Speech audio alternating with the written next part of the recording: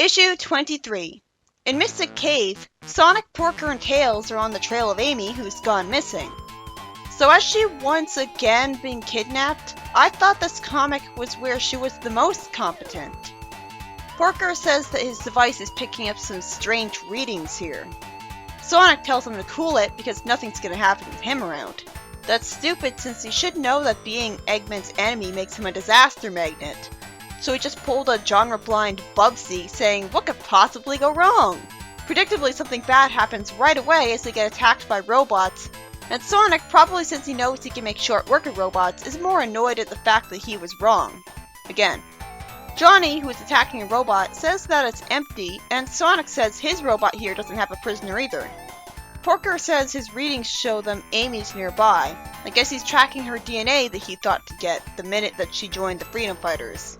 Sonic naturally complains about having to save Amy again, saying he told him she'd be trouble. Johnny tells him not to be so hard on Amy and says that she was protecting Tails and didn't know she'd be captured by pirates. Sonic seems to think pirates are less easy to believe in than robots, and Tails flies in the air while a sound is heard and rocks are falling from the ceiling, with Sonic complimenting his speed, looking serious. Tails shows concern for his well-being, not wanting to leave him behind, and Sonic snarks, "Just try not to get taken prisoner or anything, okay?" Naturally tired of him being kidnapped so much. Sonic is wrong yet again as he decides to go left and immediately gets threatened by electrified flying badniks. They get surrounded and shocked to unconsciousness rather than death, and wake up in front of Captain Plunder, who had kidnapped Amy for his gang of Mystic Cave pirates. So do they restrain themselves to this one little cave that's not an ocean and wouldn't have many people to steal from? Worst pirates ever. He threatens to make Tails fall to his doom and demands the emeralds, with Sonic being determined that Eggman will never get his hands on those gems. But he already did once. He should have said again at the end.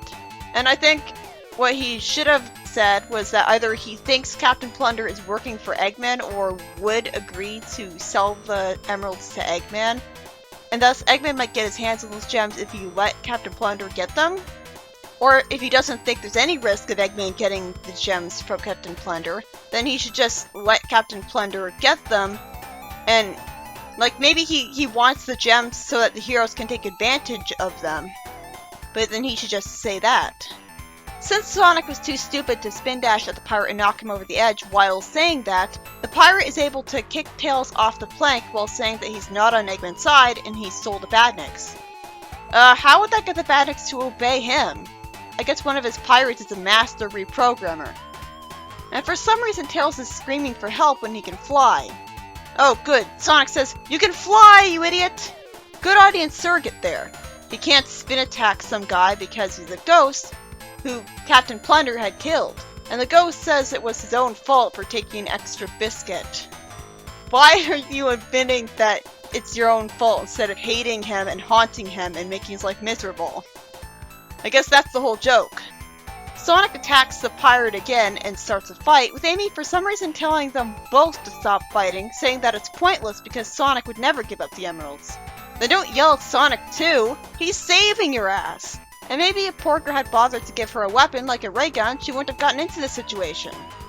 Amy then activates her role of convincing bad guys to be good from the adventure games by asking the pirate why they don't just join forces against Eggman, since the Freedom Fighters could use Sonic's Kintobor computer to monitor Eggman's transmissions and find out about his operations, and as a result, they can tell the pirate leader which air freighters are worth robbing. One, she looks annoyed here rather than idealistic and happy while doing this, which is interesting. It fits more with her sassy personality. And two, it's spelled Kintobor. So you can't blame me for constantly making that mistake with Kintobor, because even the canon continuities themselves can't get it right. I'm expecting Captain Plunder to arbitrarily refuse this truce out of bland villainy. After she says that they'll scratch his back and he'll scratch theirs, he actually compliments Sonic on how smart his girl is. And later on, the deal was made, with Tails complimenting how clever Amy was on being that kind of mediator. Huh, so does that mean she's the discount Sally Acorn of this comic? I can live with that. Sonic, instead of giving her all the credit, says that he was just about to suggest the deal himself, when there's no way that a violent person like him would have done that instead of just continuing with the fight. And the ghost tells Plunder that the deal will make him a fortune. Is he gonna start suddenly planning against the heroes because bland villain? Of course, he's still planning to get the emerald, and it says that they haven't seen the last of him.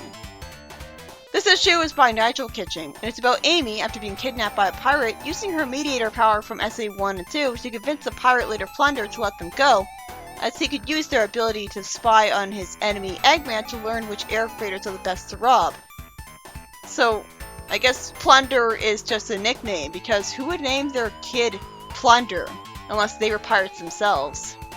Even though Amy looks weak at first because she got kidnapped, and off screen at that, how humiliating, she still shows how useful she can be with her cleverness. I wonder if this is an establishing character moment for her when it comes to her personality traits other than being obsessed with marrying Sonic.